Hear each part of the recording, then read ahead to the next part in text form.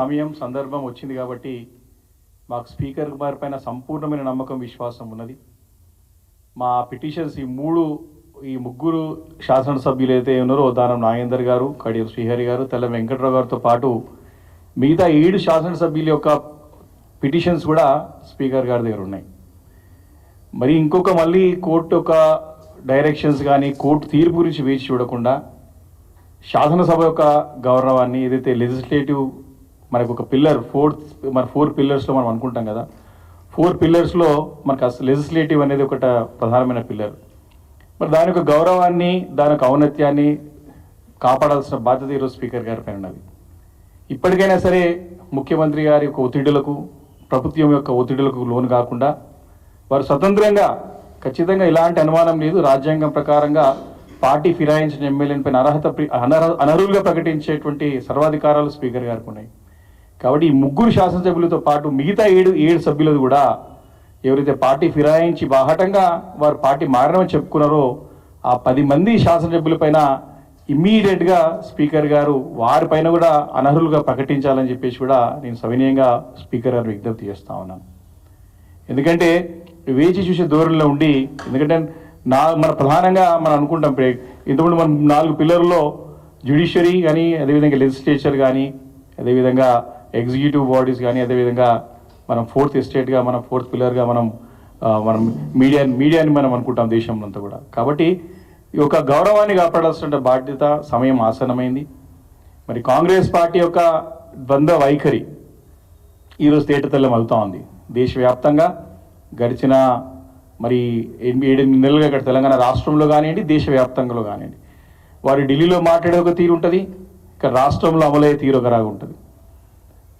Himachal ప్రదేశ్లోనేమో party ఫిరాయించినటువంటి ఎమ్మెల్యేనేమో శిక్షిస్తారు, తెలంగాణలో మాత్రం party ఫిరాయింపు చేస్తున్నటువంటి ఎమ్మెల్యేని రక్షిస్తారు. ఈ రకంగా అక్కడేమో పనిష్మెంట్ ఇస్తూ ఉన్నారు, ఇక్కడేమో రెడ్ కార్పెట్ ఇస్తూ ఉన్నారు. ఇవి స్పష్టంగా కనపడతా ఉంది. వారం రోజుల క్రితమే వారు అనర్హులు ప్రకటించడమే కాక వారికి పెన్షన్ కూడా ఇవ్వమని చెప్పేసి కరాఖండిగా అసెంబ్లీలో తీర్మానమే చేసినటువంటి సందర్భం చూసాం. మరి ఇక్కడ కూడా కాంగ్రెస్ పార్టీ ఉంది కదా, దీనిపైన ఈరోజు కాంగ్రెస్ పార్టీ జాతీయ పార్టీ అని చెప్పుకుంటాం. ఎందుకంటే ఈరోజు సబ్ రీజనల్ పార్టీ, రీజనల్ పార్టీగా మరి ఉన్నది ఈరోజు. కానీ వారికి చరిత్ర గల పార్టీ కాంగ్రెస్ పార్టీ అని చెప్పుకుంటాం. ఈరోజు ఒక ఆదర్శవంతమైన పార్టీగా చెప్పాల్సినటువంటి అవసరం ఏర్పడింది. ఈరోజు వారు స్పష్టంగా దీనిపైన సమాధానం కూడా, మేము అధికారంలో రాగానే ఇమీడియట్గా ఆటోమేటిక్గా డిస్క్వాలిఫై అయ్యేటట్టు చట్టం తీసుకొస్తామని చెప్పేసి పదే రాహుల్ గాంధీ గారు అనేక సభలు చెప్పడం చూసినాం. వారి మేనిఫెస్టోలో పెట్టుకున్నారు.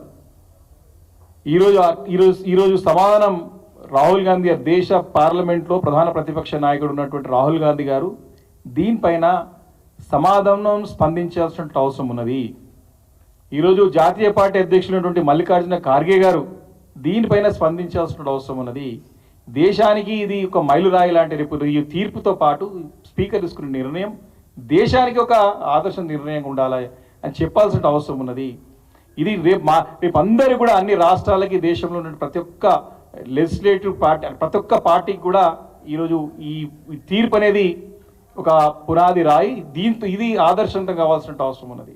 కాబట్టి కాంగ్రెస్ పార్టీ మరి తమ ద్వంద్వ వైఖరిగా కాపాడుకునే ప్రయత్నం చేస్తుందా ఇక్కడ, లేకపోతే చట్ట ప్రకారం రాజ్యాంగాన్ని కాపాడుకునే దానికి, ప్రజాస్వామ్యాన్ని కాపాడుకునే నిర్ణయం తీసుకుంటుందా?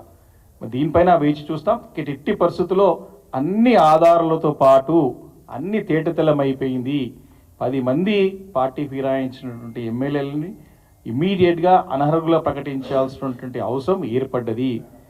మళ్ళీ ఇది కోర్టు ద్వారా చేసే అవకాశం మరి స్పీకర్ గారు చేయొద్దని చెప్పేసి మనస్ఫూర్తిగా కోరుతా ఉన్నాను. ఎందుకంటే మనకు గౌరవం ఉన్నది. ప్రజలు ఎంతో నమ్మకంతో ఈరోజు కాంగ్రెస్ పార్టీకి ఈరోజు రాష్ట్రంలో అధికారం ఇచ్చినారు. కాబట్టి వారు దీన్ని కాపాడుకునే విధంగా ప్రయత్నం చేయాలా, అంతే తప్ప మరి మేము ఇంకా చాలా లూప్ హోల్స్ ఉన్నాయి దీంట్లో ఇంకా వెతుక్కుంటాం, కాలయాపన చేస్తామంటే మీరు అపహాస్పాలనం ఖాయం. ఇప్పటికే రాష్ట్రంలో ముఖ్యమంత్రి గారు వారి యొక్క మంత్రివర్గం తీసుకున్న నిర్ణయాలతో అనేక ఇబ్బందులు వస్తూ ఉన్నాయి. రాష్ట్రం అప్రతిష్ట పాలైంది. ఈరోజు పెట్టుబడులు పోతూ ఉన్నాయి, వరదలు వస్తే ఆదుకునే పరిస్థితి లేదు, రైతులు ఆత్మహత్యలు చేసుకుంటా ఉన్నారు. ఈరోజు బాధాకరమైన పరిస్థితి ఏంటంటే తెలంగాణ రాష్ట్రం ఏర్పడిన నుంచి కూడా